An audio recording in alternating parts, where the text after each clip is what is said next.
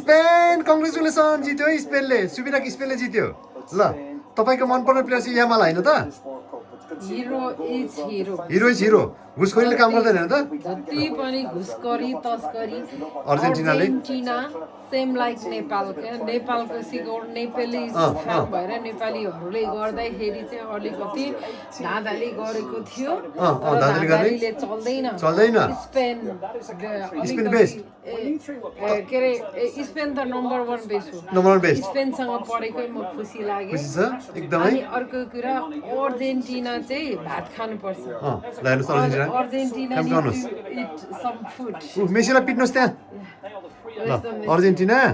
चाखिस हैन त ल अर्जेन्टिना चाखिस ल नेपाली कुकुरहरूले कुटा कुटा मेसीलाई कुटा डराएर उता हेर्यो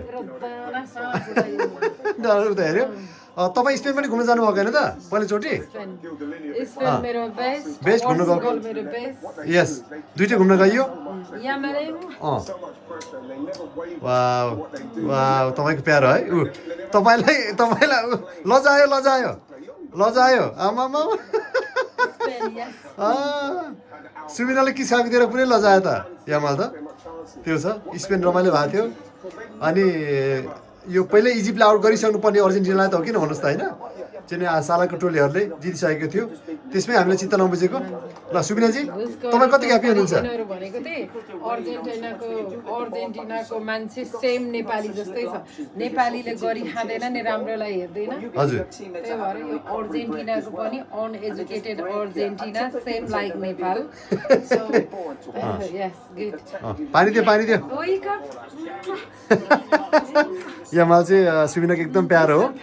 हिरो भयो अब हिरो भयो एकदम हिरो ऊ चाहिँ एकदम हिरो हो होइन लामिन यामाल होइन उसले फेरि भाइलाई पनि मागेको छ त्यो पनि मन पर्ने तपाईँलाई भाइलाई असाध्यै मनपर्छ उसले होइन लजाएको पनि होइन सुनेको के हो ल लजाउनु पनि रहेछ तपाईँलाई भन्दाखेरि एकदमै दामी असाध्यै खुसी भएको छ अनि हजुरले यो अर्जेन्टिना र मेसीलाई सपोर्ट गर्नलाई के भन्नुहुन्छ भनिदिनुहोस् नाम त नलिउँ होइन नाम त नलिउँ एक दुईजना कलाकार पल्टिने र एक दुईजना चाहिँ पत्रकार पल्टिनेहरू पत्रकारलाई पनि खा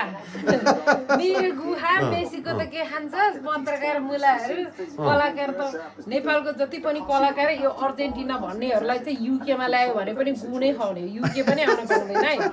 जो चाहिँ यो अर्जेन्टिनाको फ्यान छ नि कलाकार त्यसलाई युके कुनैलाई पनि इन्ट्री हुन दिनु हुँदैन किनभने आफ्नो देशलाई माया गर्दैन तिनीहरूले पत्रकारहरू भनेको त त्यही पैसाले बनेकोहरू बाल छैन हजुर स्पेन अब अर्कोचोटि स्पेनै घुम्न जाने हो त फेरि हामी तामा मुस्ताक के भन्छ उता दामी बस्छ दामी ल सुबिनाको फेभरेट स्पेनले जित्यो एकदम ह्याप्पी छौँ हामी सेलिब्रेट गर्ने अब रमाइलो गर्ने हो वर्ल्ड कप एकदम रमाइलो भयो होइन सबै अब यो नेपालीहरू चाहिँ किन अर्जेन्टिनालाई एकदमै चाहिँ मेसीको पछि लागिरहेको कुरा नबुझेर हो त नेपालीको झन्डा चलाउने युकेको झन्डा चलाउने मान्छे पनि घुसपेस गर्ने होइन अब यो के अरे अर्जेन्टिना त अलिक नेपाली भन्दा त बुझ्ने होला त नेपालीहरू पछि लागेर चाहिँ अर्जेन्टिनाले नि खाए किनभने अर्जेन्टिना पनि नेपाल जस्तो अशिक्षित छ क्या अब नेपालीहरू जति पनि Argentina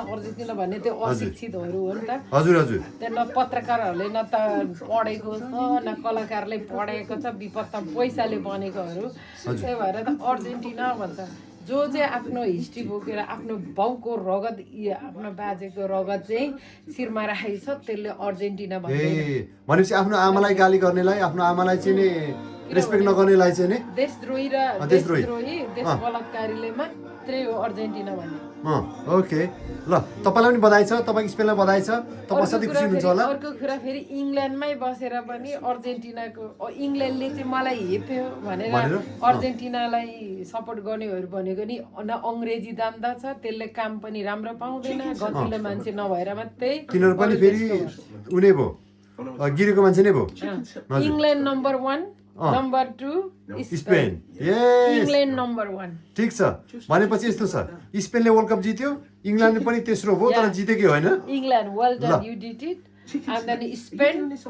must well done yes ल Thank you. यस यही खोजेको थिएँ मैले ल